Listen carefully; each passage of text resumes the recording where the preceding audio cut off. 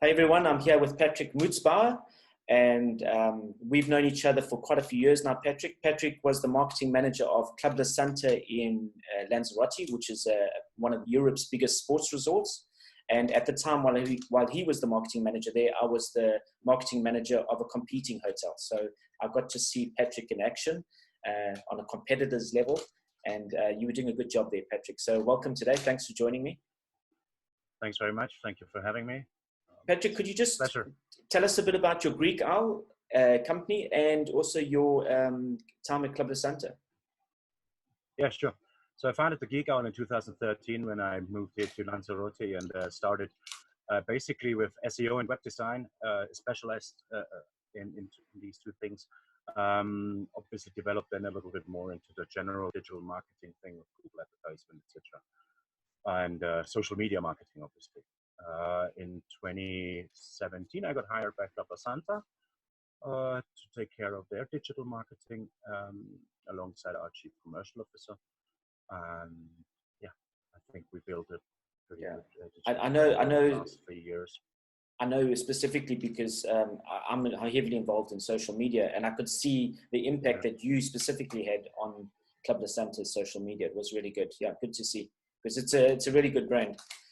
I just wanted to ask you a few questions today about, the first question would be, why should companies be investing in their marketing, their websites, their content right now through this lockdown period? Well, obviously for several reasons, as because of the lockdown, we're not able to have any social contacts, or we need to obey to the social distancing, which means the only business that we can do is online. Yeah, that includes sales, that includes social contacts, business contacts, etc. So this is one of the main reasons why we'll have to go online or take our businesses online and our daily business online. Yeah, and a lot of Okay, yeah. And I think as well, at the same time, it is a good chance to use time and develop yourself, develop your brand, make sure that your brand is visible online and detectable. Because I think one of the biggest reasons and excuses I got before for people not doing this kind of thing was because they didn't have time. But obviously, even if you're at home, or even if we're getting back to work now, there's just not the business there. So people should take this opportunity to really invest and double down in their website content, their website redesign, their SEO. I think that's going to be really important now as well. Hey? Absolutely. Because you've got the time. Yeah, 100%. If you're not on Netflix the whole day, then definitely. The thing is that it's not just you and me or those that sell online. It's also it's the customers that are online all day long, especially on their social media. The younger ones go on their TikTok and their Snapchat. The other ones go on Instagram, and people our age go on Facebook. Yeah.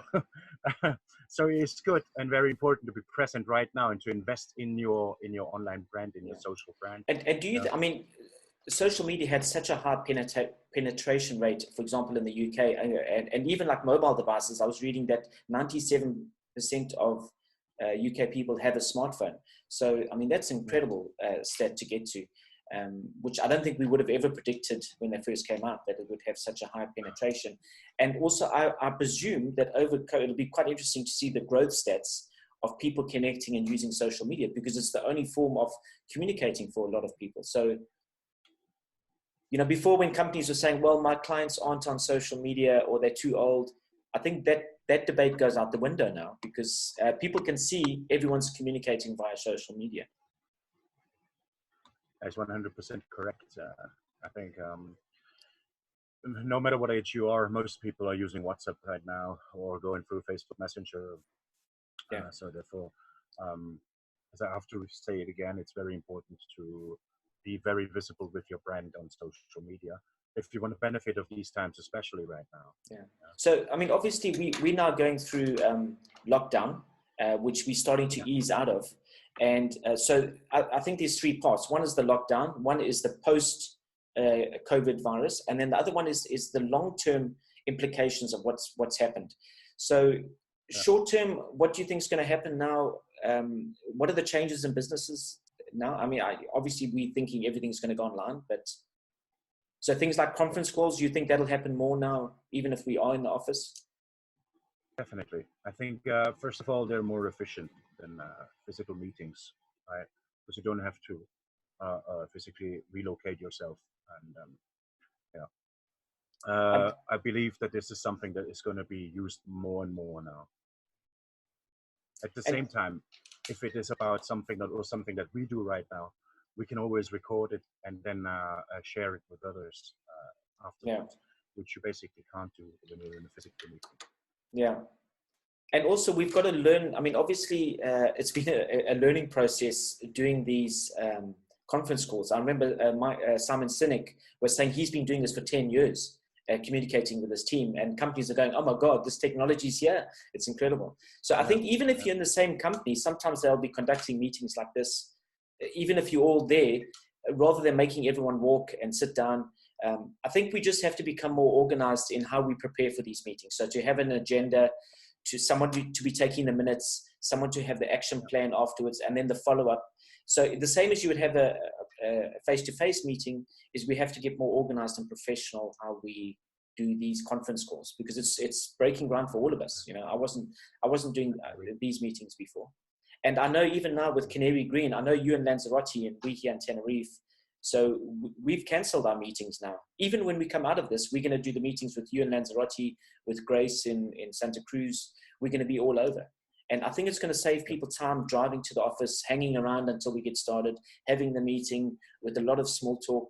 Whereas now we can come here and say, these are the points we're going to discuss and get through it much quicker. So like you're saying, be more efficient. Yeah. Good. So we here in the Canary Islands, and so much is based on tourism. How do you think it's going to impact the tourism model here? And again, I'm talking short term, the immediate impact now, and then long term. Yeah.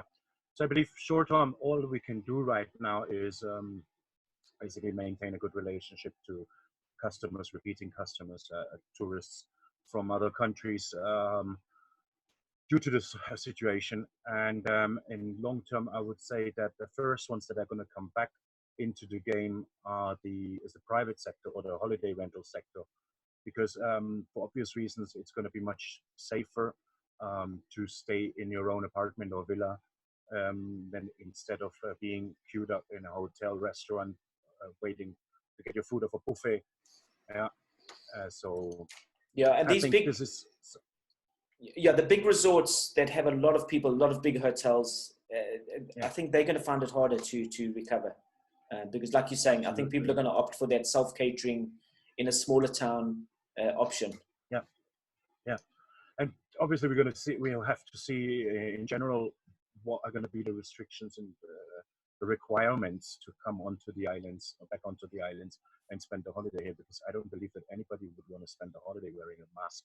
So yeah, it's going to be, I mean, it's going to be tough. I presume long term, we're not going to be wearing masks. It's quite scary, but even the flights, the main thing is that getting through the airports and the flights, that's when you're putting everything. I mean, once you're here, like you're saying, if you're in a villa, you can be isolated in the sun, having a good time. And you know, before the other day we were speaking about the excursions also becoming, you know, the big bus that goes around the island tour, that's going to stop. And it'll be more Jeep safari so more experience driven, more smaller, more unique, I think is the opportunity there. So it is a safer opportunity, definitely. And I think that the companies actually should grab this opportunity and make it their advantage and advertise it that way. You know? Yeah. So, I mean, for example, Canary Green, so we're a sustainable non-profit company, and we organize beach cleanups with big groups. We organize sustainability networking events with big groups. So we've also had to look at how can we evolve and change.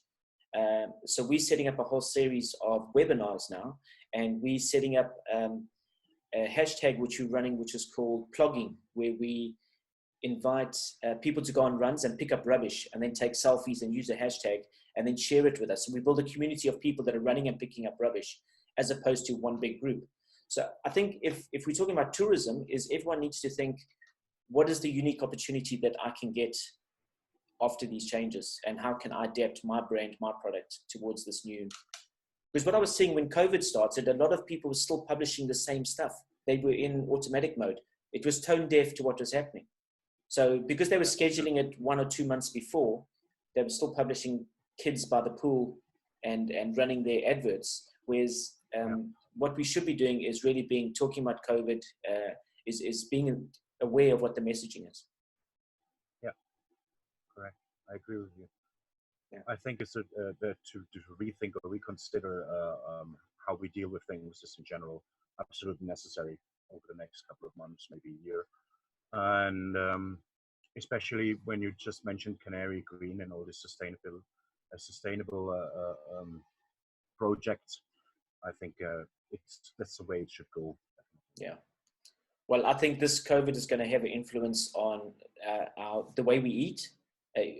Eating less meat. I think people are going to become more aware of community, of the planet through this process. So I think what COVID's done is actually brought people across borders together. This is a global thing, which is the same as what climate change is. It's a global thing. And it's not just about renewable energy. It's about our health, eating less meat. It's about, I think even it's going to branch into things like education and the way we do business, the way we holiday. It's going to impact, I really think, a lot of things. And there's a lot of opportunity there. It's not to fear this change. It's to embrace it. So I think that's the message. Yeah, to stay positive. That's humanity, isn't it?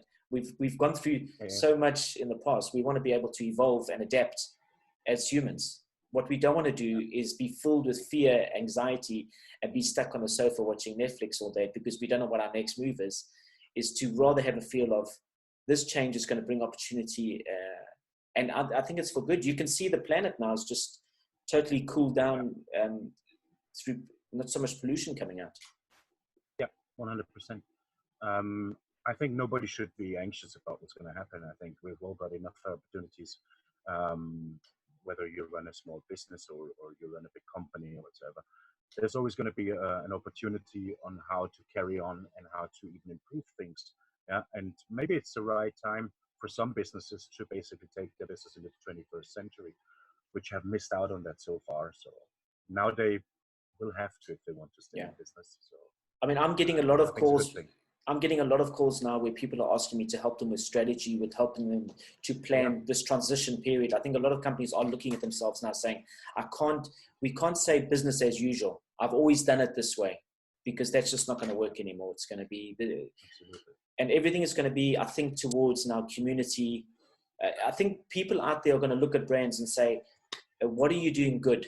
Either for the community, for your staff, those things will be really important now rather than, and I think people will be willing to pay more to a company that's being sustainable or really treating their staff well. So those things will make. Thanks, Patrick, for the chat, and let's do it again sometime. Thank you. Okay, yeah, thanks. Okay. Great. Cheers. Thanks, Bye. John.